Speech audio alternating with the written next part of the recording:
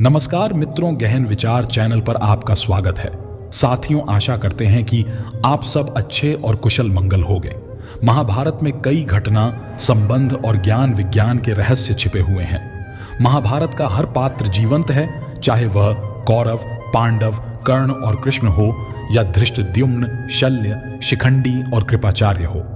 महाभारत सिर्फ योद्धाओं की गाथाओं तक सीमित नहीं है।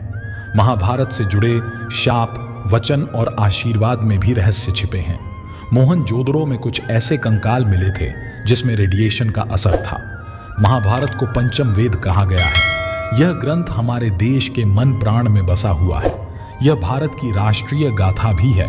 दुनिया को ज्ञान का पाठ पढ़ाने वाली भगवद गीता भी महाभारत का ही एक अहम हिस्सा है।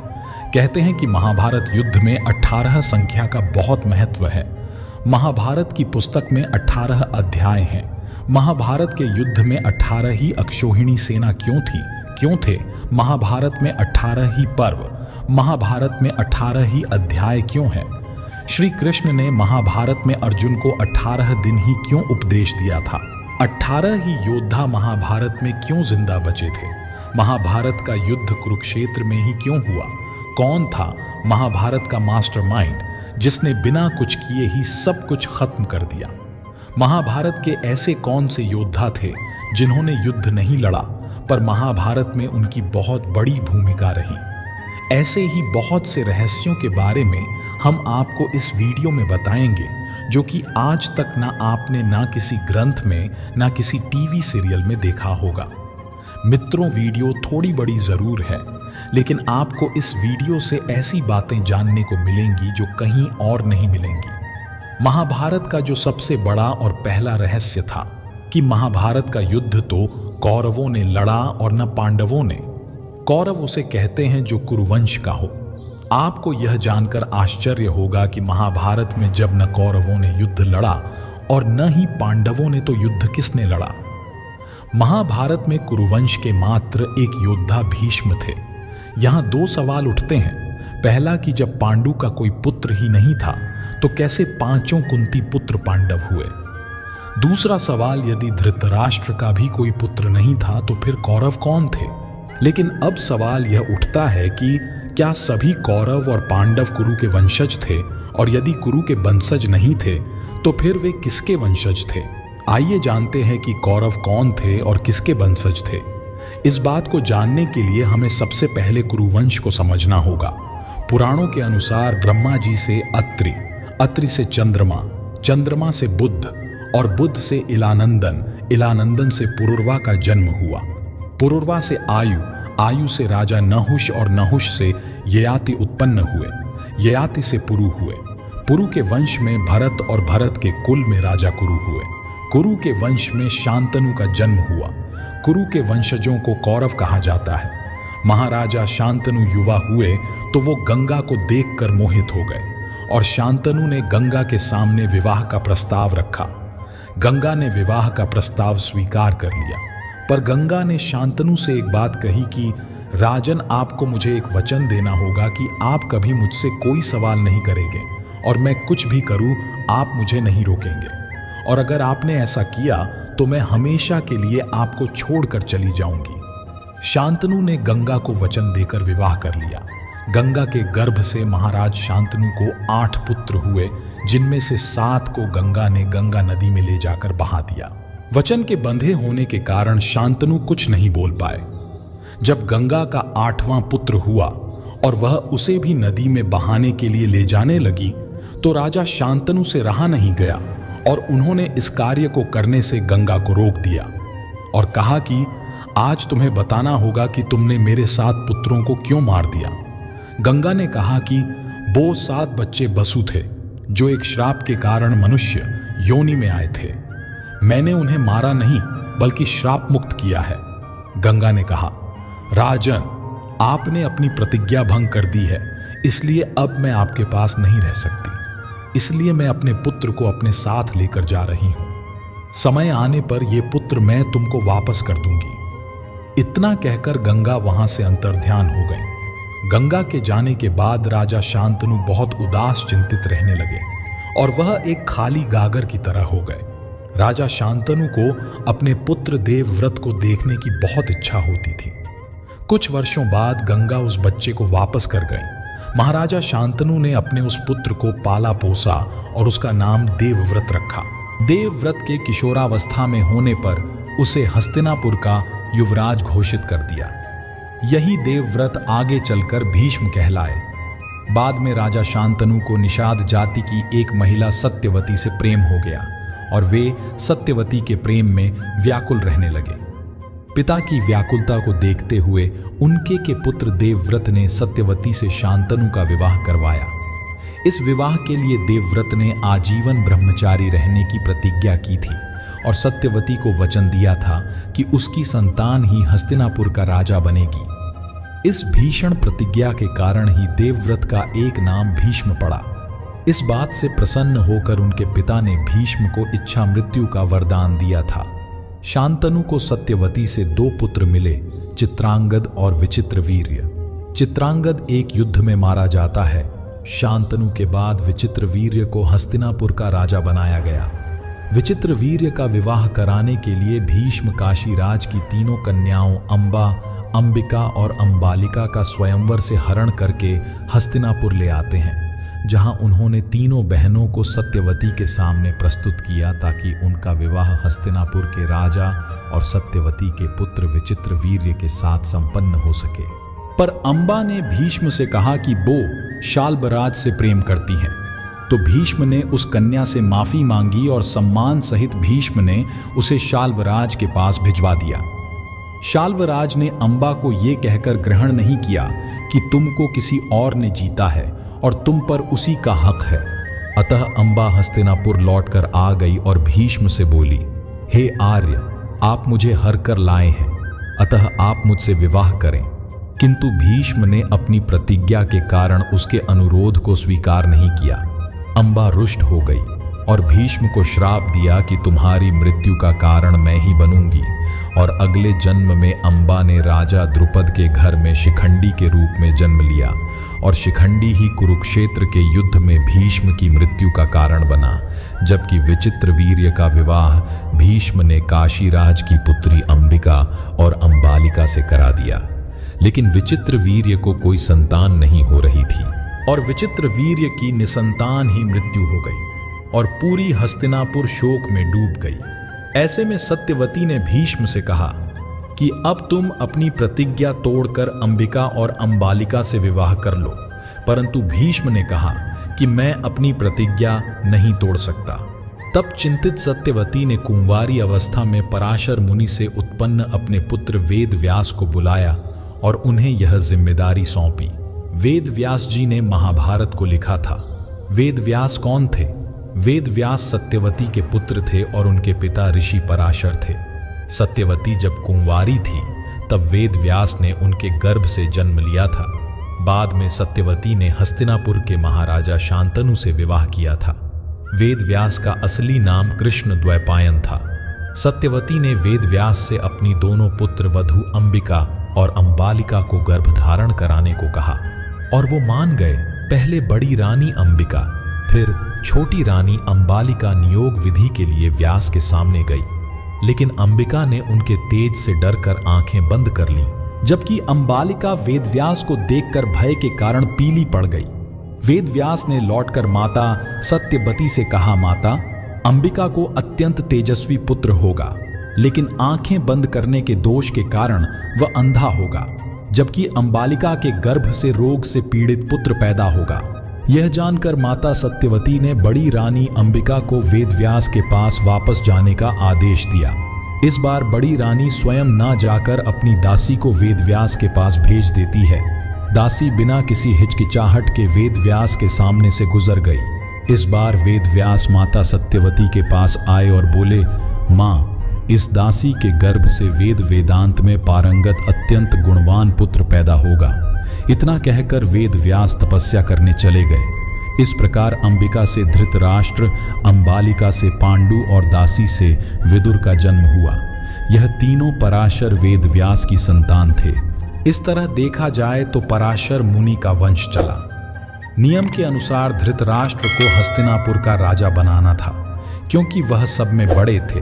लेकिन धृतराष्ट्र के अंधे होने की वजह से विदुर ने इस बात पर आपत्ति जताई और पांडु को राजा बनाया गया।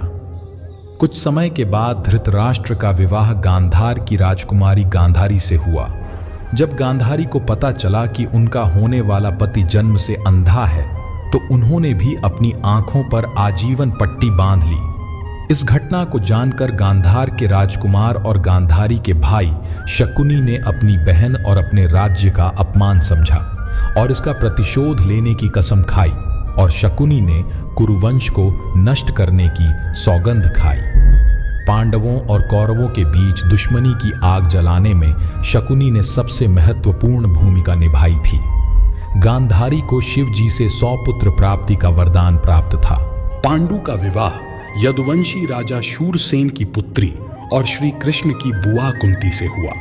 पांडु की पत्नी कुंती के पुत्र युधिष्ठिर के जन्म का समाचार मिलने के बाद धृतराष्ट्र की पत्नी गांधारी के मन में भी पुत्रवती होने की इच्छा जागृत हुई। लेकिन धृतराष्ट्र के लाख प्रयासों के बावजूद भी संतान प्राप्ति नहीं हुई। तब एक बार फिर से वेद व्यास को बुलाया गया और वेद व्यास की कृपा से गांधारी ने गर्भ धारण किया। गर्भ धारण के पश्चात 2 वर्ष व्यतीत हो जाने पर भी जब कोई संतान का जन्म नहीं हुआ, तो क्रोधवश गांधारी ने अपने पेट में मुक्का मारकर अपना गर्भ गिरा दिया। योग बल से वेद व्यास ने इस घटना को तत्काल जान लिया और उन्होंने गांधारी के पास आकर अपने क्रोध को प्रकट किया। फिर उन्होंने कहा कि तुरंत ही 100 कुंड तैयार करो, उसमें घी भरवा दो। गांधारी ने उनकी आज्ञानुसार 100 कुंड बनवा दिए। तब वेद व्यास ने गांधारी के गर्भ से निकले मांसपिंड पर अभिमंत्रित जल छिड़का, जिसके चलते उस पिंड के अंगूठे के पोर बराबर 100 टुकड़े हो गए। वेद व्यास ने उन टुकड़ों को गांधारी के बनवाए 100 कुंडों में रखवा दिया और उन कुंडों को 2 वर्ष पश्चात खोलने का आदेश देकर अपने आश्रम चले गए। 2 वर्ष बाद सबसे पहले कुंड से दुर्योधन की उत्पत्ति हुई। दुर्योधन के जन्म के दिन ही कुंती के पुत्र भीम का भी जन्म हुआ। दुर्योधन जन्म लेते ही गधे की तरह रेंकने लगा। ज्योतिषियों से इसका लक्षण पूछे जाने पर उन लोगों ने धृतराष्ट्र को बताया, राजन, आपका यह पुत्र कुल का नाश करने वाला होगा। फिर उन कुंडों से क्रमशः शेष 99 पुत्र एवं दुश्शला नामक एक कन्या का जन्म हुआ।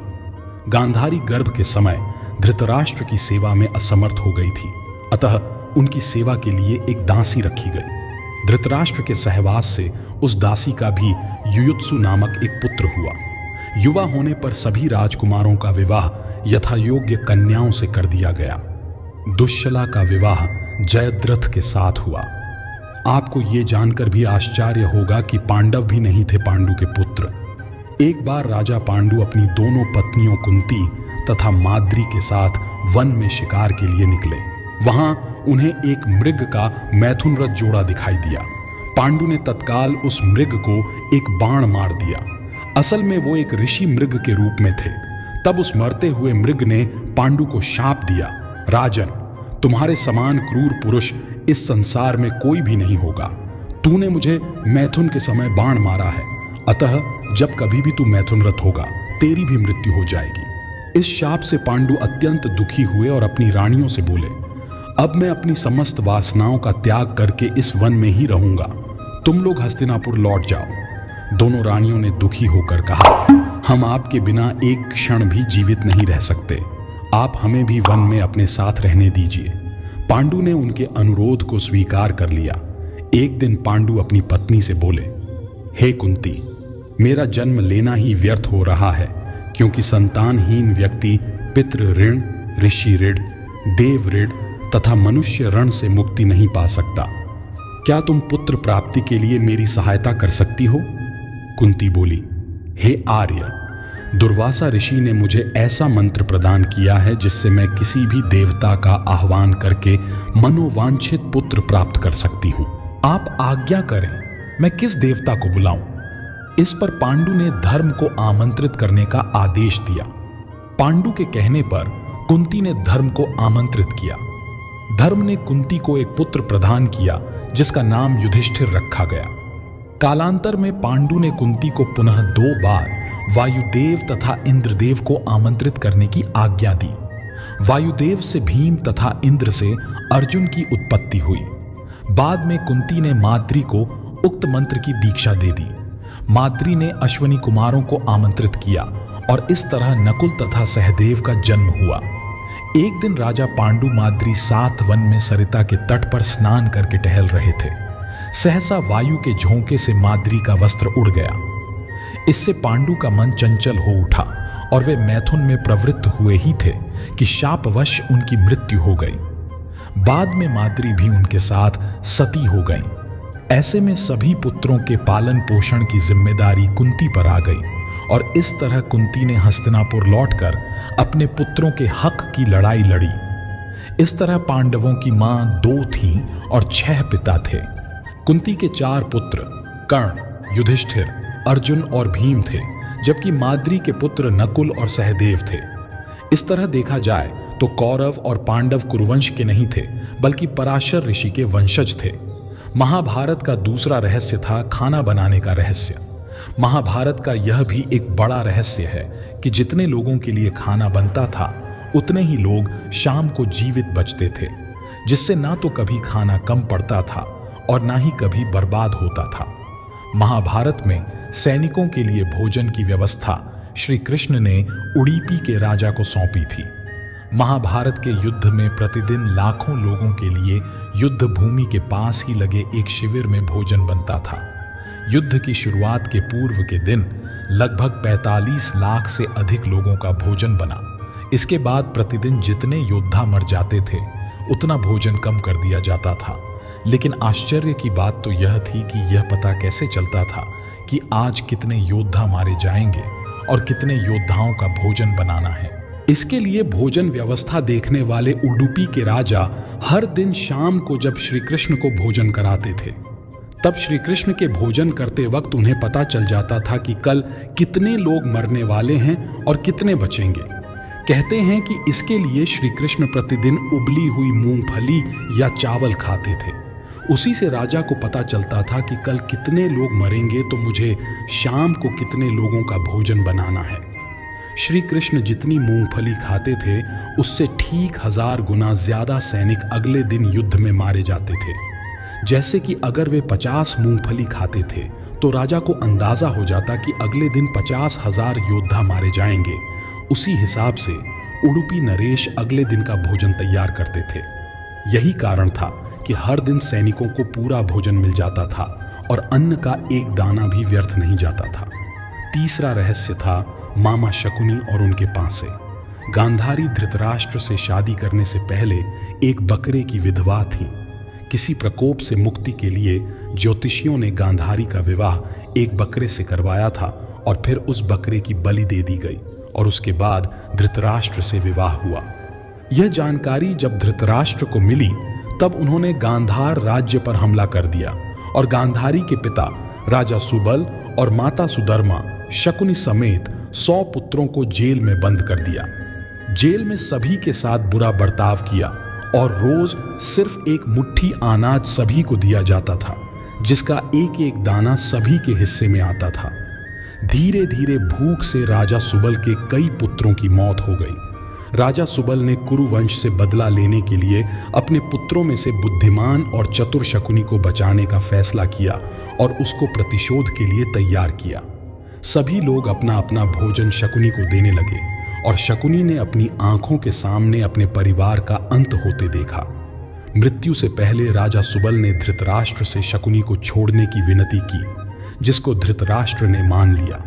राजमहल की चकाचौंध में शकुनी अपना प्रतिशोध ना भूल जाए, इसलिए सभी ने मिलकर उसका एक पैर तोड़ दिया, जिससे वह अपने परिवार के अपमान की बात याद रखे। तब से शकुनी लंगड़ा कर चलने लगा।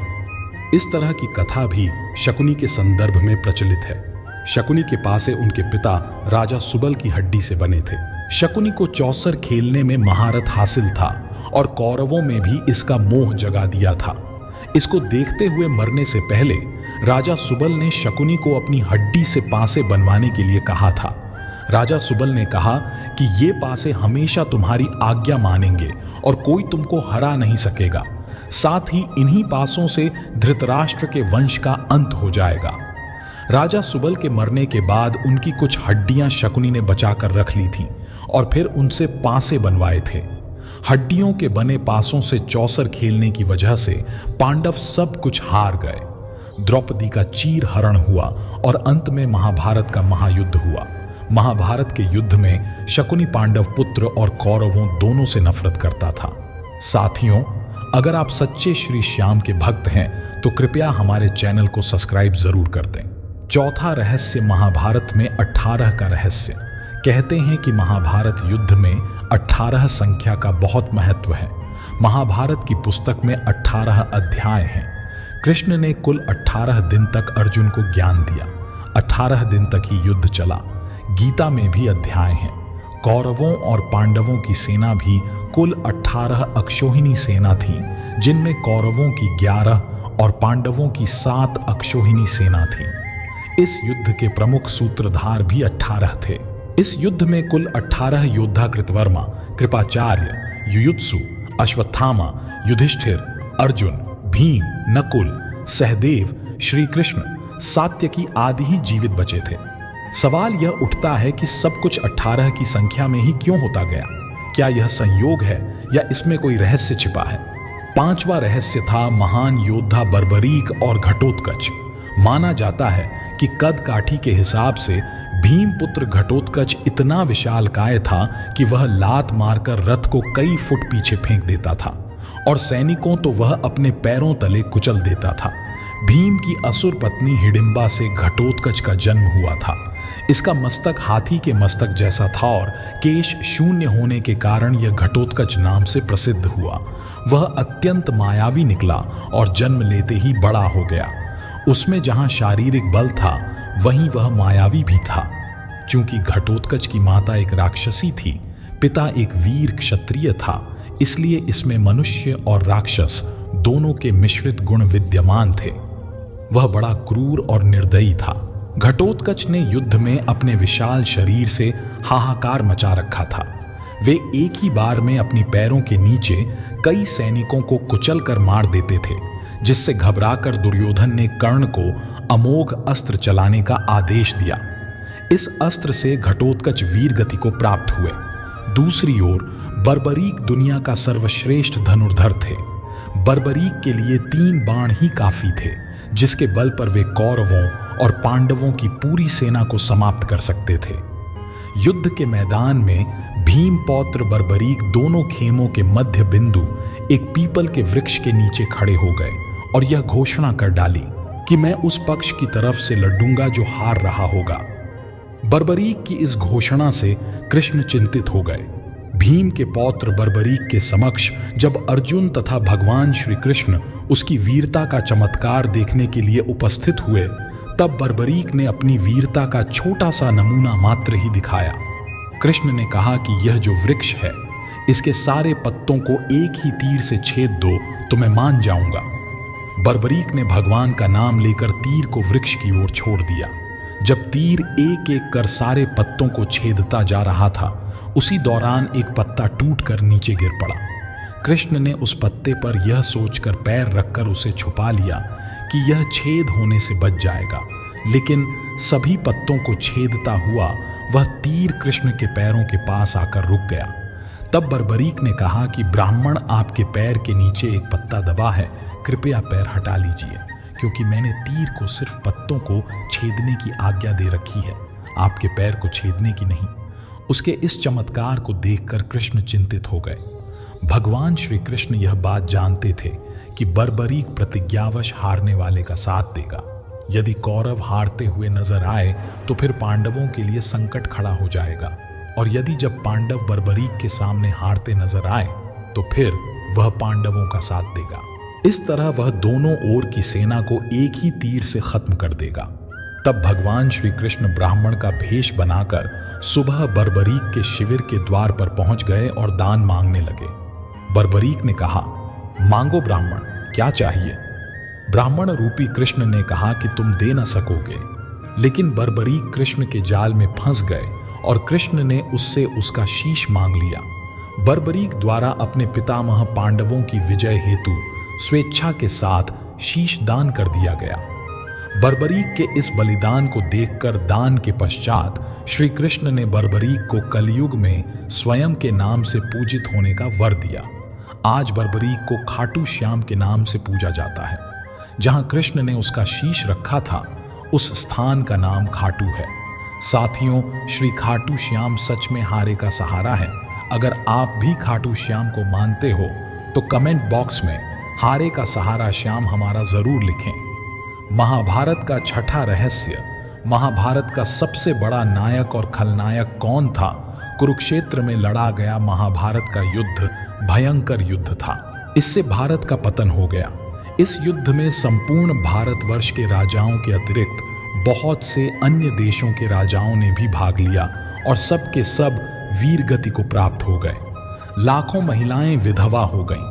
इस युद्ध के परिणाम स्वरूप भारत से वैदिक धर्म, समाज, संस्कृति और सभ्यता का पतन हो गया। इस युद्ध के बाद से ही अखंड भारत बहुधर्मी और बहुसंस्कृति का देश बनकर खंड खंड होता चला गया। अब सवाल यह उठता है कि आखिर कौन इस युद्ध का जिम्मेदार था और कौन इस युद्ध का सबसे बड़ा नायक और खलनायक था। कहते हैं कि महाभारत का सबसे बड़ा नायक भीष्म थे, जबकि श्री कृष्ण ने तो इस युद्ध को रोकने का रहस्यंभव प्रयास किया। लेकिन जब युद्ध शुरू ही हो गया तब वे सबसे बड़े नायक बनकर उभरे। विश्लेषकों के अनुसार इस युद्ध का सबसे बड़ा खलनायक मामा शकुनी को माना जाता है। हालांकि बहुत से ऐसे मौके भी थे जबकि भीष्म ने खलनायक भी भूमिका निभाई। ऐसे में नायक श्री कृष्ण ही सर्वसम्मति से घोषित होते हैं। सातवां रहस्य, महाभारत का युद्ध कुरुक्षेत्र में ही क्यों लड़ा गया? भगवान श्री कृष्ण को डर था कि भाई भाइयों के, गुरु शिष्यों के व संबंधी कुटुंबियों के इस युद्ध में एक दूसरे को मरते देखकर कहीं ये संधि न कर बैठें। इसलिए ऐसी भूमि युद्ध के लिए चुनने का फैसला लिया गया जहां क्रोध और द्वेष के संस्कार पर्याप्त मात्रा में हों। तब श्री कृष्ण ने कई दूत अनेकों दिशाओं में भेजे और उन्हें वहां की घटनाओं का जायजा लेने को कहा। जायजा लेने के बाद एक दूत ने बताया कि कुरुक्षेत्र में बड़े भाई ने छोटे भाई को खेत की मेन टूटने पर बहते हुए वर्षा के पानी को रोकने के लिए कहा। उसने साफ इनकार कर दिया। इस पर बड़ा भाई आग बबूला हो गया। उसने छोटे भाई को छुरे से गोद डाला और उसकी लाश को पैर पकड़कर घसीटता हुआ उस मेंढ के पास ले गया और जहां से पानी निकल रहा था वहां उस लाश को पानी रोकने के लिए लगा दिया। इस कहानी को सुनकर श्री कृष्ण ने तय किया कि यही भूमि भाई भाई के युद्ध के लिए उपयुक्त है। जब श्री कृष्ण आश्वस्त हो गए कि इस भूमि के संस्कार यहाँ पर भाइयों के युद्ध में एक दूसरे के प्रति प्रेम उत्पन्न नहीं होने देंगे, तब उन्होंने युद्ध कुरुक्षेत्र में करवाने की घोषणा की। दूसरी कहानी के अनुसार कहते हैं कि जब कुरु इस क्षेत्र की जुताई कर रहे थे तब इंद्र ने उनसे जाकर इसका कारण पूछा। कुरु ने कहा कि जो भी व्यक्ति इस स्थान पर मारा जाए वह पुण्य लोक में जाए, ऐसी मेरी इच्छा है। इंद्र उनकी बात को हंसी में उड़ाते हुए स्वर्ग लोक चले गए। ऐसा अनेक बार हुआ। इंद्र ने अन्य देवताओं को भी ये बात बताई। देवताओं ने इंद्र से कहा कि यदि संभव हो तो कुरु को अपने पक्ष में कर लो। तब इंद्र ने कुरु के पास जाकर कहा कि कोई भी पशु, पक्षी या मनुष्य निराहार रहकर या युद्ध करके इस स्थान पर मारा जाएगा तो वह स्वर्ग का भागी होगा। ये बात भीष्म, कृष्ण आदि सभी जानते थे, इसलिए महाभारत का युद्ध कुरुक्षेत्र में लड़ा गया। आठवां रहस्य, महाभारत के शाप। महाभारत में जितनी महिमा वरदान की है उतनी ही शाप की भी। यदि यह शाप नहीं दिए जाते तो महाभारत होती ही नहीं। एक बार द्यू नामक वसु ने वशिष्ठ ऋषि की कामधेनु का हरण कर लिया। इससे वशिष्ठ ऋषि ने द्यू से कहा कि ऐसा काम तो मनुष्य करते हैं, इसलिए तुम 8 वसु मनुष्य हो जाओ। यह सुनकर वसुओं ने घबराकर वशिष्ठ जी की प्रार्थना की तो उन्होंने कहा कि अन्य वसु तो वर्ष का अंत होने पर मेरे शाप से छुटकारा पा जाएंगे, लेकिन इस द्यू को अपनी करनी का फल भोगने के लिए एक जन्म तक मनुष्य बनकर पीड़ा भोगना होगी। यही द्यू गंगा पुत्र कहलाए, यही गंगा पुत्र भीष्म कहलाए। परशुराम से ब्रह्मास्त्र सीखने के लिए कर्ण ने एक ब्राह्मण पुत्र का वेश धारण कर उनका शिष्यत्व ग्रहण किया।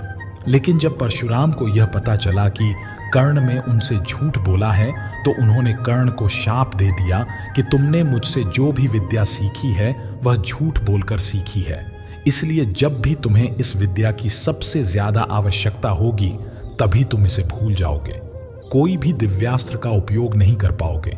गांधारी अपने 100 पुत्रों की मृत्यु के शोक में अत्यंत व्याकुल थीं।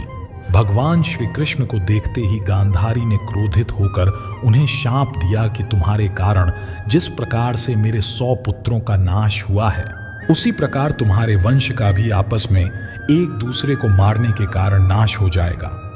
भगवान श्री कृष्ण ने गांधारी से कहा, देवी, मैं आपके दुख को समझ सकता हूं। यदि मेरे वंश के नाश से तुम्हें आत्म शांति मिलती है तो ऐसा ही होगा, और इसी कारण श्री कृष्ण के वंश का अंत हो गया था। महाभारत के युद्ध में अश्वत्थामा ने ब्रह्मास्त्र छोड़ दिया था, जिसके चलते लाखों लोग मारे गए थे। अश्वत्थामा के इस कृत्य से कृष्ण क्रोधित हो गए थे और उन्होंने अश्वत्थामा को शाप दिया था कि तू इतने वधों का पाप ढोता हुआ 3000 वर्ष तक निर्जन स्थानों में भटकेगा। तेरे शरीर से सदैव रक्त की दुर्गंध निसृत होती रहेगी। तू अनेक रोगों से पीड़ित रहेगा। बार महर्षि मैत्रेय हस्तिनापुर पधारे। धृतराष्ट्र महर्षि मैत्रेय के आते ही अपने पुत्रों सहित उनकी सेवा व सत्कार करने लगे। विश्राम के बाद धृतराष्ट्र और उनके पुत्रों से उनकी वार्तालाप हुई। उन्होंने इसी बीच दुर्योधन से कहा, तुम जानते हो पांडव कितने वीर और शक्तिशाली हैं, तुम्हें उनकी शक्ति का अंदाजा नहीं है। शायद इसलिए तुम ऐसी बात कर रहे हो, इसलिए तुम्हें उनके साथ मेल कर लेना चाहिए। मेरी बात मान लो, गुस्से में ऐसा अनर्थ मत करो। महर्षि मैत्रेय की बात सुनकर दुर्योधन को क्रोध आ गया और वह व्यंग्यपूर्ण मुस्कुराते हैं पैर से जमीन कुरेदने लगा, और हद तो तब हो गई जब उसने अपनी जांघ पर हाथ से ताल ठोंक दी। दुर्योधन की यह उद्दंडता देखकर महर्षि को क्रोध आया। तब उन्होंने दुर्योधन को शाप दिया, तू मेरा तिरस्कार करता है, मेरी बात शांतिपूर्वक सुन नहीं सकता। जा उद्दंडी, जिस जंघा पर तू ताल ठोंक रहा है उस जंघा को भीम अपनी गदा से तोड़ देगा। जब घटोत्कच पहली बार अपने पिता भीम के राज्य में आया तो अपनी मां हिडिंबा की आज्ञा के अनुसार उसने द्रौपदी को कोई सम्मान नहीं दिया। द्रौपदी को अपमान महसूस हुआ और उसे बहुत गुस्सा आया और शाप दे दिया कि जा दुष्ट, तेरा जीवन बहुत छोटा होगा तथा तू बिना किसी लड़ाई के मारा जाएगा। महाभारत का नवां रहस्य, एक रात के लिए जी उठे थे सभी योद्धा। ऐसी मान्यता है कि महाभारत युद्ध में मारे गए सभी शूरवीर जैसे कि भीष्म, द्रोणाचार्य, दुर्योधन, अभिमन्यु, द्रौपदी के पुत्र कर्ण, शिखंडी आदि एक रात के लिए पुनर्जीवित हुए थे। यह घटना महाभारत युद्ध खत्म होने के 15 साल बाद घटित हुई थी। यह उस समय की बात है जब धृतराष्ट्र, कुंती, विदुर, गांधारी और संजय वन में रहते थे। एक दिन वन में उनसे मिलने युधिष्ठिर पधारे, तभी यह घटना घटी। विदुर जी के प्राण त्यागने के बाद धृतराष्ट्र के आश्रम में महर्षि वेदव्यास आए। जब उन्हें पता चला कि विदुर जी ने शरीर त्याग दिया तब उन्होंने बताया कि विदुर धर्मराज के अवतार थे और युधिष्ठिर भी धर्मराज का ही अंश है, इसलिए विदुर जी के प्राण युधिष्ठिर के शरीर में समा गए। महर्षि वेदव्यास ने धृतराष्ट्र, गांधारी और कुंती से कहा कि आज मैं तुम्हें अपनी तपस्या का प्रभाव दिखाऊंगा, तुम्हारी जो इच्छा हो वह मांग लो। तब धृतराष्ट्र व गांधारी ने युद्ध में मृत अपने पुत्रों तथा कुंती ने कर्ण को देखने की इच्छा प्रकट की। द्रौपदी आदि ने कहा कि वे भी अपने परिजनों को देखना चाहते हैं। महर्षि वेदव्यास ने कहा कि ऐसा ही होगा। युद्ध में मारे गए जितने भी वीर हैं उन्हें आज रात तुम सभी देख पाओगे। ऐसा कहकर महर्षि वेदव्यास ने सभी को गंगा तट पर चलने के लिए कहा। महर्षि वेदव्यास के कहने पर सभी गंगा तट पर एकत्रित हो गए और रात होने का इंतजार करने लगे। रात होने पर महर्षि वेदव्यास ने गंगा नदी में प्रवेश किया और पांडव व कौरव पक्ष के सभी मृत योद्धाओं का आवाहन किया। थोड़ी ही देर में भीष्म, द्रोणाचार्य, कर्ण, दुर्योधन, दुशासन, अभिमन्यु, धृतराष्ट्र के सभी पुत्र, घटोत्कच, द्रौपदी के 5 पुत्र, राजा द्रुपद, धृष्टद्युम्न, शकुनी, शिखंडी आदि वीर जल से बाहर निकल आए। उन सभी के मन में किसी भी प्रकार का अहंकार व क्रोध नहीं था। महर्षि वेदव्यास ने धृतराष्ट्र व गांधारी को दिव्य नेत्र प्रदान किए। अपने मृत परिजनों को देख सभी के मन में हर्ष छा गया। सारी रात अपने मृत परिजनों के साथ बिताकर सभी के मन में संतोष हुआ। अपने मृत पुत्र, भाई, पतियों और अन्य संबंधियों से मिलकर सभी का संताप दूर हो गया। इस प्रकार वह अद्भुत रात समाप्त हो गई। महाभारत का 10वां रहस्य विचित्र शक्तियों से संपन्न योद्ध। महाभारत में एक से एक बढ़कर योद्धा थे जो शक्तिशाली होने के साथ ही विचित्र किस्म की सिद्धियों और चमत्कारों से भी संपन्न थे। श्री कृष्ण तो स्वयं भगवान विष्णु थे, लेकिन उनके समक्ष और सामने जो योद्धा लड़ रहे थे वे भी कम नहीं थे। सहदेव भविष्य में होने वाली हर घटना को पहले से ही जान लेते थे। वे जानते थे कि महाभारत होने वाली है और कौन किसको मारेगा और कौन विजयी होगा। लेकिन भगवान कृष्ण ने उसे शाप दिया था कि अगर वह इस बारे में लोगों को बताएगा तो उसकी मृत्यु हो जाएगी। बर्बरीक दुनिया का सर्वश्रेष्ठ धनुर्धर थे। बर्बरीक के 3 बाण ही काफी थे जिसके बल पर वे कौरवों और पांडवों की पूरी सेना को समाप्त कर सकते थे। लेकिन श्री कृष्ण से उसे भी ठिकाने लगा दिया।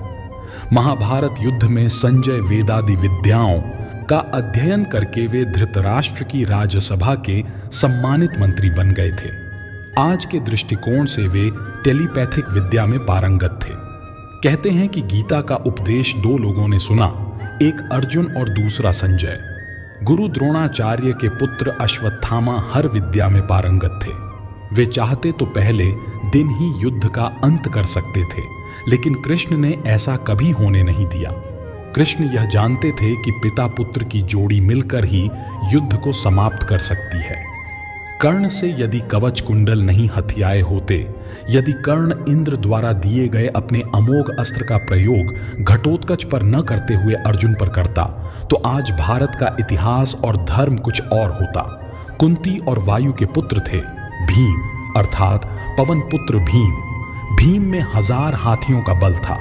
युद्ध में भीम से ज्यादा शक्तिशाली उनका पुत्र घटोत्कच ही था। घटोत्कच का पुत्र बर्बरीक था। माना जाता है कि कद काठी के हिसाब से भीम पुत्र घटोत्कच इतना विशालकाय था कि वह लात मारकर रथ को कई फुट पीछे फेंक देता था और सैनिकों तो वह अपने पैरों तले कुचल देता था। भीम की असुर पत्नी हिडिंबा से घटोत्कच का जन्म हुआ था। शांतनु गंगा के पुत्र भीष्म का नाम देवव्रत था। उनको इच्छा मृत्यु का वरदान प्राप्त था। दुर्योधन का शरीर वज्र के समान कठोर था, जिसे किसी धनुष या अन्य किसी हथियार से छेदा नहीं जा सकता था। लेकिन उसकी जांघ श्री कृष्ण के छल के कारण प्राकृतिक ही रह गई थी। इस कारण भीम ने उसकी जांघ पर वार करके उसके शरीर के 2 फाड़ कर दिए थे। जरासंघ का शरीर 2 फाड़ करने के बाद पुनः जुड़ जाता था। तब श्री कृष्ण ने भीम को इशारों में समझाया कि 2 हिस्से करने के बाद दोनों हिस्सों को एक दूसरे की विपरीत दिशा में फेंक दिया जाए। महाभारत का 11वां रहस्य, महाभारत के योद्धा किसके पुत्र या अवतार थे? महाबली बलराम शेषनाग के अंश थे। 8 वसुओं में से एक द्यू नामक वसु ने ही भीष्म के रूप में जन्म लिया था। देवगुरु बृहस्पति ने ही द्रोणाचार्य के रूप में जन्म लिया था। गुरु द्रोणाचार्य के अश्वत्थामा को महादेव, यम, काल और क्रोध के सम्मिलित अंश से उत्पन्न किया गया था। देवताओं में सबसे प्रमुख सूर्य देव के पुत्र कर्ण थे। कर्ण सूर्य के अंशावतार थे। दुर्योधन कलियुग का तथा उसके 100 भाई पुलस्त्य वंश के राक्षस के अंश थे। अर्जुन के धर्मपिता पांडु थे, लेकिन असल में वे इंद्र कुंती के पुत्र थे। भीम को पवन पुत्र कहा जाता है। हनुमान जी भी पवन पुत्र ही थे। युधिष्ठिर धर्मराज और कुंती के पुत्र थे। युधिष्ठिर के धर्मपिता पांडु थे और वे पांडवों में से सबसे बड़े भाई थे। नकुल और सहदेव 33 देवताओं में से 2 अश्विनी कुमारों के अंश से उत्पन्न हुए थे। ये 2 अश्विनी कुमार थे, पहले नासत्य और दूसरे दस्त्र। रुद्र के एक गण ने कृपाचार्य के रूप में अवतार लिया। द्वापर युग के अंश से शकुनी का जन्म हुआ। अरिष्टा के पुत्र हंस नामक गंधर्व धृतराष्ट्र तथा उसका छोटा भाई पांडु के रूप में जन्मे। सूर्य के अंश धर्म ही विदुर के नाम से प्रसिद्ध हुए। कुंती और माद्री के रूप में सिद्धि और धृतिका का जन्म हुआ था। मति का जन्म राजा सुबल की पुत्री गांधारी के रूप में हुआ था। राजा भीष्मक की पुत्री रुक्मणी के रूप में लक्ष्मी जी व द्रौपदी के रूप में इंद्राणी उत्पन्न हुई थीं। अभिमन्यु चंद्रमा के पुत्र वर्चा का अंश था। मरुतगण के अंश से सात्यकी, द्रुपद, कृतवर्मा व विराट का जन्म हुआ था। अग्नि के अंश से धृष्टधुम्न व राक्षस के अंश से शिखंडी का जन्म हुआ था। विश्वदेवगण द्रौपदी के 5 पुत्र प्रतिविंध्य, सुतसोम, श्रुतकीर्ति, शतानीक और श्रुतसेव के रूप में पैदा हुए थे। दानवराज विप्रचित्ति, जरासंध व हिरण्यकशिपु शिशुपाल का अंश था। कालनेमी दैत्य ने ही कंस का रूप धारण किया था। इंद्र की आज्ञानुसार अप्सराओं के अंश से 16,000 स्त्रियां उत्पन्न हुई थीं। महाभारत का 12वां रहस्य, आखिर वह कौन सी दुविधा थी, वह कौन सी परीक्षा थी?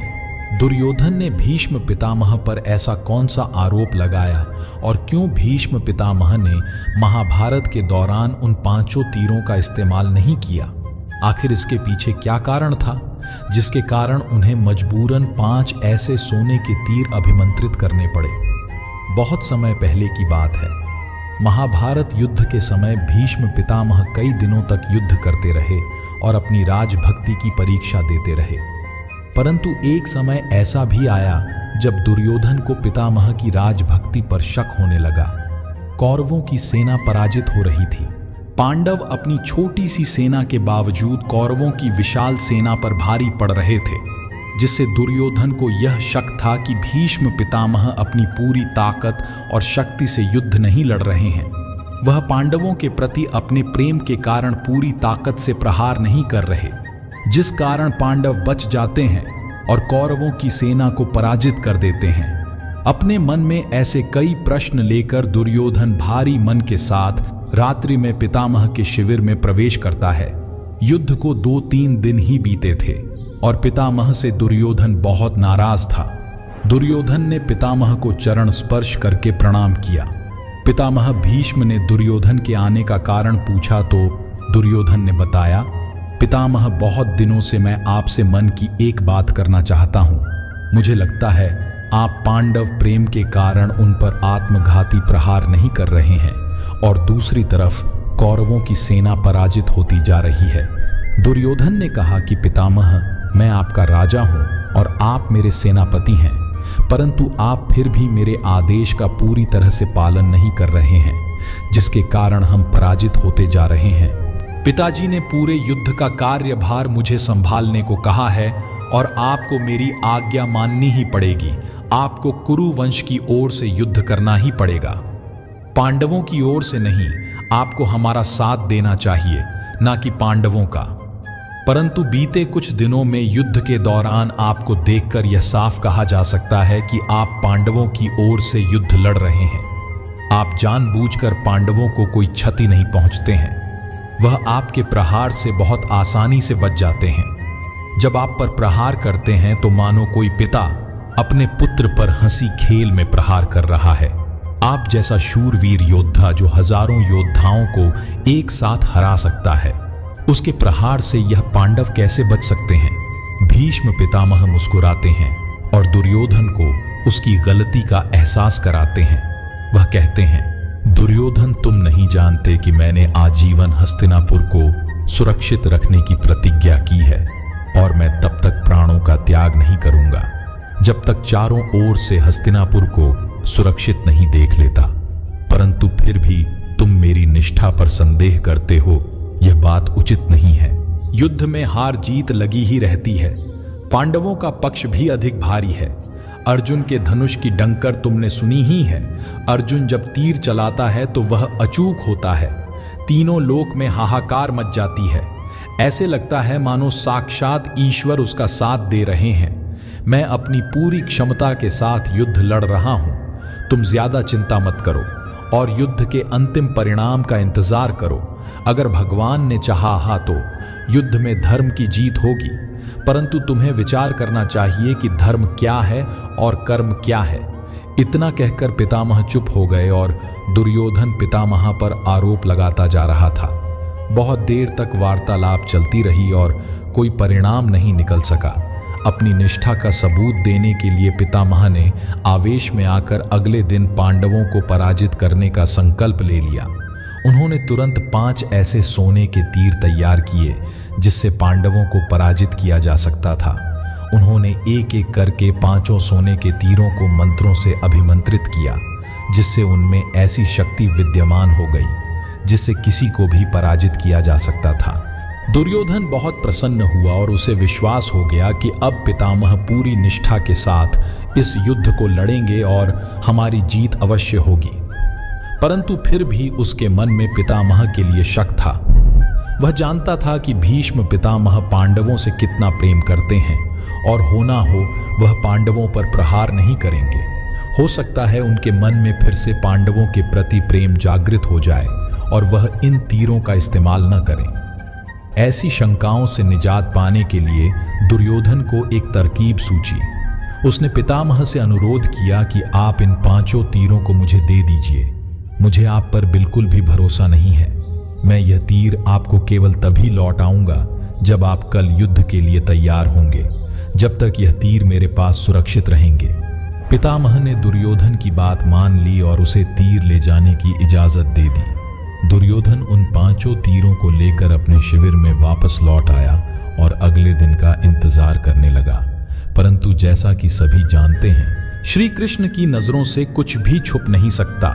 वह यह बात जानते थे कि दुर्योधन कभी न कभी पितामह भीष्म की निष्ठा पर शक करेगा और उन्हें पांडवों पर प्रहार करने के लिए मजबूर करेगा। इसलिए उन्होंने दुर्योधन पर कड़ी नजर रखी। अपने गुप्तचरों का एक समूह दुर्योधन के पीछे ही लगा रखा था। श्री कृष्ण को जैसे ही पता चला कि दुर्योधन ने पांडवों की पराजय के लिए 5 सोने के तीर अभिमंत्रित करवाए हैं, तो वह उन तीरों को पाने के लिए किसी भी हद तक जाने के लिए तैयार थे, क्योंकि वह यह नहीं चाहते थे कि पांडवों का कुछ भी बुरा हो। इसलिए वह तुरंत अर्जुन के पास पहुंच गए। अर्जुन माधव को अचानक आते देख कुछ विचलित से हो गए। श्री कृष्ण ने अर्जुन से कहा, हे अर्जुन, यह समय सोने का नहीं है। दुर्योधन ने पितामह से ऐसे तीर तैयार करवाए हैं जो अभेद है, जिनका वार कभी भी खाली नहीं जाता। इसलिए तुम उन तीरों को प्राप्त करने की कोई युक्ति सोचो, वरना पांडवों की पराजय निश्चित है। अर्जुन कहते हैं, हे माधव, आपके होते हुए पांडवों की पराजय कैसे हो सकती है? आप तो सर्वशक्तिमान हैं, हम सबके रक्षक हैं। बिना आपके परामर्श के हम यह युद्ध नहीं जीत सकते। इसलिए आप ही कोई युक्ति समझाइए और इस मुसीबत से पार होने का मार्ग दिखाइए। श्री कृष्ण कक्ष में इधर से उधर टहल रहे थे और इस मुसीबत से निजात पाने का मार्ग ढूंढ रहे थे। अर्जुन उन्हें देखे जा रहे थे कि न जाने कृष्ण के मन में क्या चल रहा था। वह इतना सोच ही रहे थे कि अचानक श्री कृष्ण को एक युक्ति सूझी। उन्होंने अर्जुन से कहा कि तुम जाकर दुर्योधन से वह 5 तीर मांग लो और वह तुम्हें दे देगा। अर्जुन ने कहा, कैसा मजाक करते हो माधव? हम जाकर सोने के तीर मांगेंगे और दुर्योधन वह तीर हमें चुपचाप देगा। ऐसा कैसे हो सकता है? श्री कृष्ण ने कहा, ऐसा हो सकता है अर्जुन।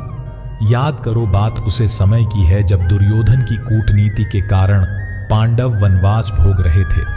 उसी समय उन्हें चिढ़ाने के लिए मौज मस्ती करने और शिकार करने दुर्योधन जंगल पहुंच गया और जंगल में ही कुछ दूरी पर शिविर लगाकर अपनी एक सेना की टुकड़ी के साथ ठहर गया और मदिरा पान और युवतियों के नृत्य में खो गया। वह इतना मदमस्त हो गया कि उसे कोई सुध ही नहीं थी कि वह टहलते टहलते शिविर से थोड़ा दूर निकल गया। वहां उसे पानी ले जाती हुई एक गंधर्व कन्या दिखी जो नदी से मटके में पानी भरकर ले जा रही थी। वह कन्या अत्यंत सुंदर थी। ऐसी रूप सी नारी को देखकर दुर्योधन का मन विचलित हो गया और वह उसके समीप जाकर वार्तालाप करने लगा। बातचीत करते करते उसने उस स्त्री का हाथ पकड़ लिया और उसे जबरदस्ती कंधे पर उठाकर अपने शिविर में ले आया। उसका यह कृत्य जब उस युवती के रिश्तेदारों को पता चला तो लोगों ने दुर्योधन के शिविर पर आक्रमण कर दिया। उन्होंने दुर्योधन के शिविर को चारों तरफ से घेर लिया, जाने का कोई रास्ता नहीं था। दुर्योधन के सिपाही और परिचित लोग अपनी जान बचाकर इधर उधर भाग गए। उन्होंने दुर्योधन को उसके ही शिविर में बंदी बना लिया और एक खंभे से बांध दिया। युवती का भाई अत्यंत क्रुद्ध में था। वह दुर्योधन के प्राण लेना चाहता था। इतने में ही एक दुर्योधन का सिपाही यह समाचार लेकर पांडवों की कुटिया में आया और महाराज युधिष्ठिर से जाकर अनुरोध किया, महाराज आपके भाई दुर्योधन पर गंधर्वों ने हमला कर दिया है। कृपा करके आप उसकी सहायता करने चलिए। उन्हें बंदी बना लिया गया है। उनके प्राण किसी भी क्षण जा सकते हैं। वह जैसे भी हैं आपके भाई है। आपको उनकी मदद करनी चाहिए। यह बात सुनकर अर्जुन और भीम बहुत खुश हुए और उन्होंने दुर्योधन की सहायता करने से मना कर दिया। परंतु युधिष्ठिर जो धर्म के झांता थे और किसी भी समय धर्म का साथ नहीं छोड़ते थे, उन्होंने अर्जुन को आज्ञा दी कि तुम्हें जाकर दुर्योधन को बचाना है, क्योंकि वह हमारा भाई है। अगर अधर्मी है तो क्या हुआ, परंतु कुरुवंश में जन्म लेने के कारण वह हमारा भाई है। इसलिए उसकी सहायता करना और उसकी प्राणों की रक्षा करना हमारा परम कर्तव्य है। इसलिए तुम जाकर उसे बंधन मुक्त कर दो। ना चाहते हुए भी भीम और अर्जुन ने वहां जाने का फैसला किया। भीम और अर्जुन को देखकर सब लोग दंग रह गए। गंधर्व लोग आश्चर्यचकित थे कि जिन पांडवों का सारा राजपाट दुर्योधन ने लूट लिया था, इस कपटी दुर्योधन की सहायता करने के लिए पांडव आज अपनी जान पर खेल रहे हैं। भीम और अर्जुन ने गंधर्वों से आग्रह किया कि वह दुर्योधन को छोड़ दें, क्योंकि वह उनका भाई है और उसकी रक्षा करना उनका कर्तव्य है। मुखिया ने कहा, तुम अभी भी अपने भाई को बचाना चाहते हो, यह जानते हुए कि उसने तुम्हारे साथ क्या किया है। यह बड़े आश्चर्य की बात है। यह हमारे राज्य की एक स्त्री को उठा लाया है। इस अधर्मी को दंड मिलना ही चाहिए। तब भीम ने मुखिया को प्रणाम किया और कहा कि आप तो बुजुर्ग हैं और सारी बातें जानते हैं। आप खुद ही बताइए कि इसे दंड देने का अधिकार आपको ज्यादा है या मुझे। कृपया मेरी प्रतिज्ञा के बारे में सोचिए, जो मैंने दुर्योधन के विषय में कर रखी है। मैंने सभी कौरवों को युद्ध में पराजित करने की शपथ खाई है, इसलिए इसे दंड देने का अधिकार मुझे आपसे ज्यादा है। गंधर्व के मुखिया ने थोड़ी देर विचार किया और युवती के भाई को शांत करके दुर्योधन को छोड़ देने के लिए कहा। अंत में दुर्योधन को छोड़ दिया गया, परंतु दुर्योधन अपनी इस पराजय से बड़ा ही लज्जित था। पांडवों द्वारा बचाए जाने के कारण वह लज्जा से डूबा जा रहा था। उसे इस बात का भी अधिक दुख था कि उसका प्रिय मित्र कर्ण न जाने कहां चला गया। अगर कर्ण होता तो उसे बचा लेता। दुर्योधन ने अर्जुन को इस मदद का बदला चुकाने के लिए एक वरदान दिया कि जैसे तुमने मेरी मदद की है, ऐसे ही मैं तुम्हें एक वचन देता हूं कि आवश्यकता के समय तुम मुझसे कुछ भी मांग सकते हो और मैं तुम्हें किसी भी कीमत पर वह वस्तु दे दूंगा। भीम और अर्जुन अपना काम करके जैसे ही शिविर से बाहर निकलते हैं, कर्ण अपना धनुष बाण लेकर दुर्योधन को बचाने आ जाता है, तो भीम और अर्जुन को दुर्योधन के शिविर से बाहर निकलते देख वह हैरान हो जाता है और उसे सारा मामला समझ आ जाता है। कर्ण को खुद पर लज्जा आती है कि वह खुद अपने मित्र को बचा नहीं पाया और उसे पांडवों से मदद लेनी पड़ी। बस इसी अतीत को याद करके अर्जुन बहुत खुश हो जाते हैं और उसे यकीन हो जाता है कि उस मदद के बदले दुर्योधन जरूर उसे वह 5 सोने के तीर दे देगा। अर्जुन सीधा दुर्योधन के शिविर में पहुंच गया और जाकर उसने दुर्योधन को वही घटना याद दिलाई जब उसने अर्जुन को कोई भी वस्तु देने का वरदान दिया था और अर्जुन ने दुर्योधन से वो तीर मांग लिए। दुर्योधन को बड़ा ही दुख हुआ कि उसे वह वरदान नहीं देना चाहिए था, जो कि पूरे महाभारत के युद्ध को पलट सकता था। बहुत सोच विचार करने के बाद दुर्योधन ने बड़े ही भारी मन से वह सोने के 5 तीर जो भीष्म पितामह ने अपनी शक्ति से अभिमंत्रित किए थे, अर्जुन को दे दिए। अर्जुन उन तीरों को लेकर बड़े प्रसन्न थे और श्री कृष्ण की बुद्धि का चमत्कार देख रहे थे। वह इन तीरों को लेकर चुपचाप श्री कृष्ण की ओर चल पड़े और अपनी विजय का इंतजार करने लगे।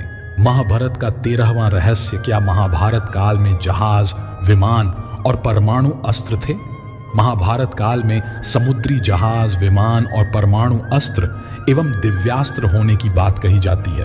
अब सवाल यह उठता है कि क्या सचमुच ही हमारी आज की टेक्नोलॉजी से कहीं ज्यादा उन्नत थी महाभारत कालीन टेक्नोलॉजी? मोहनजोदड़ो में कुछ ऐसे कंकाल मिले थे जिसमें रेडिएशन का असर होने की बात कही जा रही थी।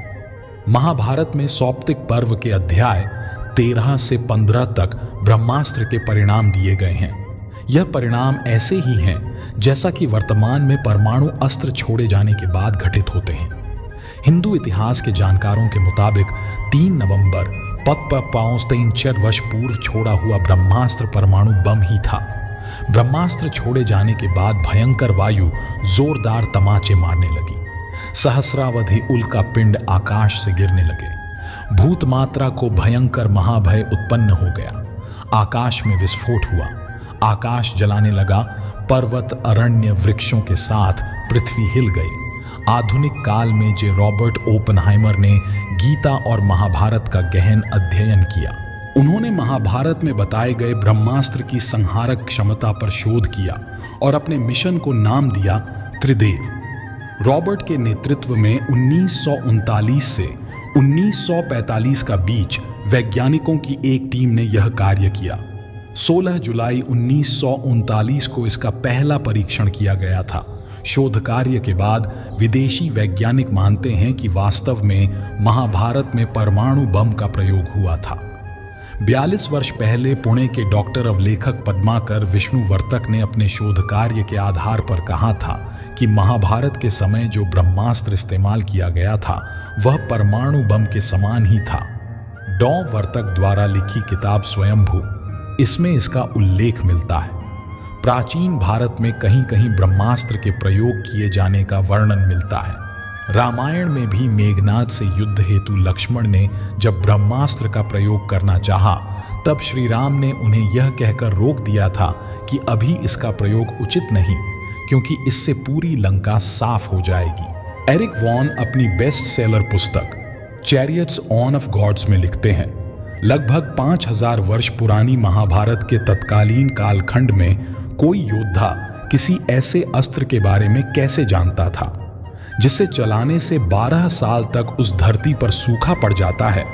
ऐसा कोई अस्त्र जो इतना शक्तिशाली हो कि वह माताओं के गर्भ में पलने वाले शिशु को भी मार सके। इसका अर्थ है कि ऐसा कुछ न कुछ तो था जिसका ज्ञान आगे नहीं बढ़ाया गया अथवा लिपिबद्ध नहीं हुआ और गुम हो गया। रामायण में पुष्पक विमान के होने का उल्लेख मिलता है।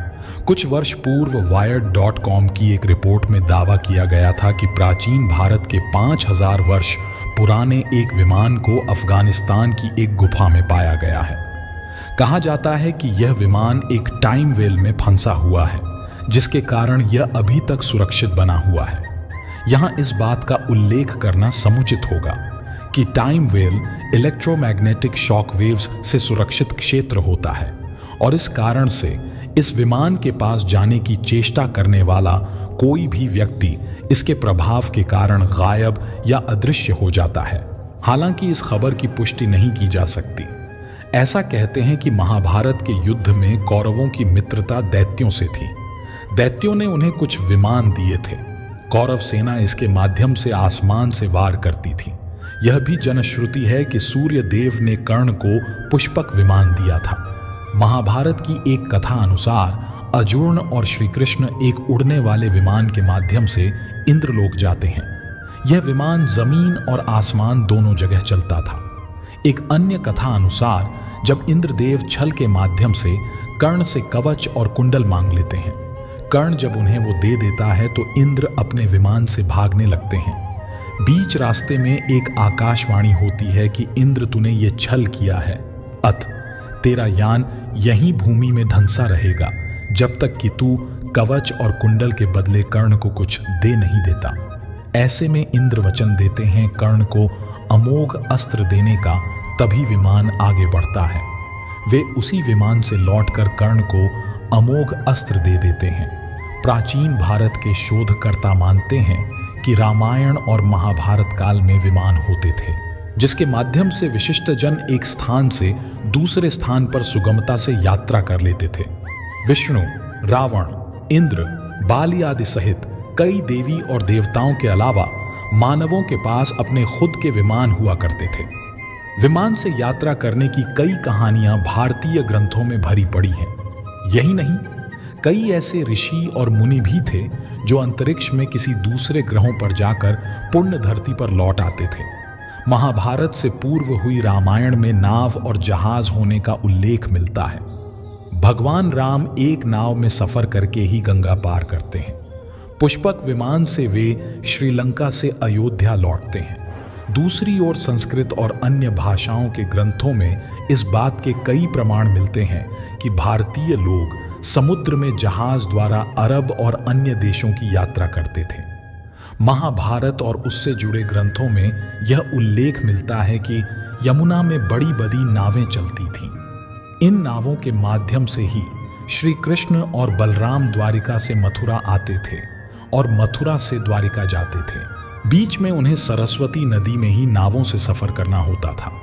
प्राचीन काल में यमुना और सरस्वती नदी का स्वरूप अलग और विशालकाय था। महाभारत का 14वां रहस्य युद्ध के बाद बचे हुए लोगों का क्या हुआ था? पांडव पक्ष के विराट और विराट के पुत्र उत्तर, शंख और श्वेत, सात्यकी के 10 पुत्र, अर्जुन पुत्र इरावान, द्रुपद, द्रौपदी के 5 पुत्र, धृष्टद्युम्न, शिखंडी, कौरव पक्ष के कलिंगराज भानुमान, केतुमान, अन्य कलिंग वीर, प्राच्य, सौवीर, क्षुद्रक और मालव वीर आदि सभी मारे गए।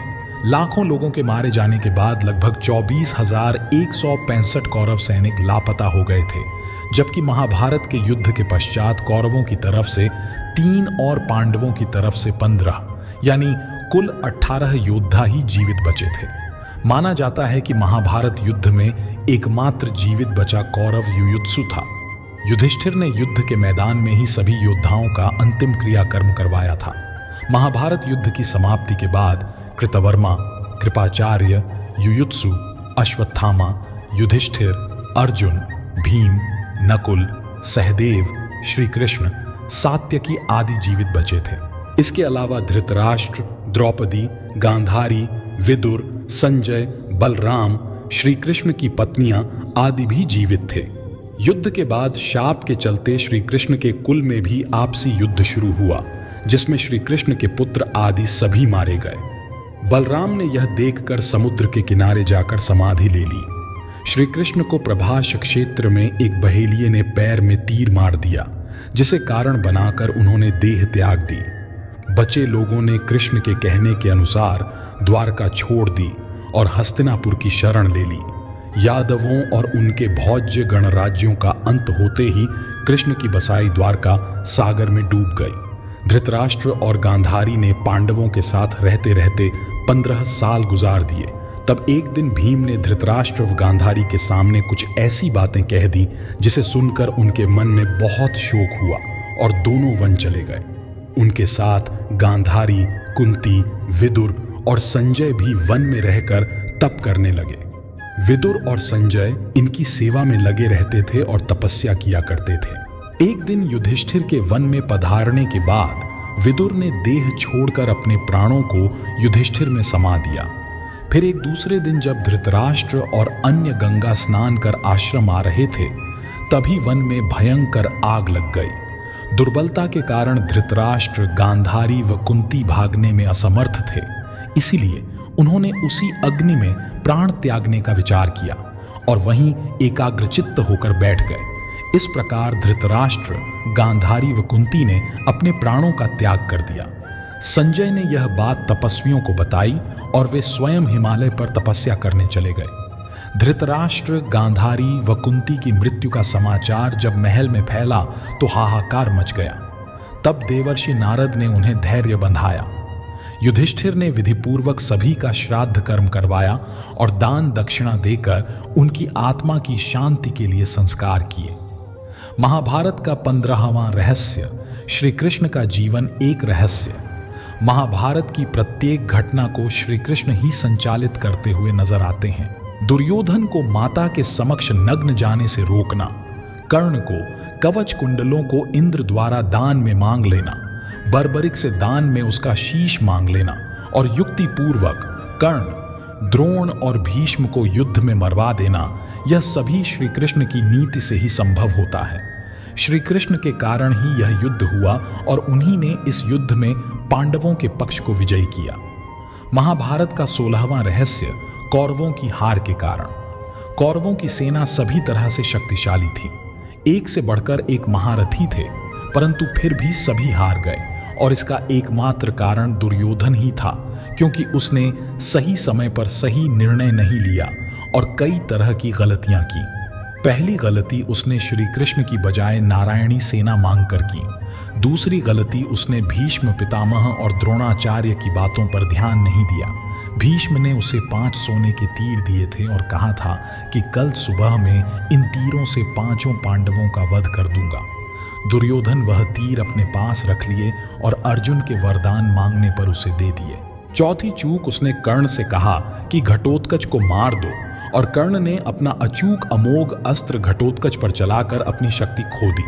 5वीं चूक उसने यह की कि जयद्रथ को वह उचित सुरक्षा नहीं दे पाया, और 6ठी चूक यह की कि उसने उचित समय पर अश्वत्थामा को सेनापति नहीं बनाया, अन्यथा युद्ध का परिणाम कुछ और ही होता। साथियों, अगर आपको हमारी वीडियो अच्छी लगी हो तो कृपया हमारे चैनल को सब्सक्राइब जरूर करें।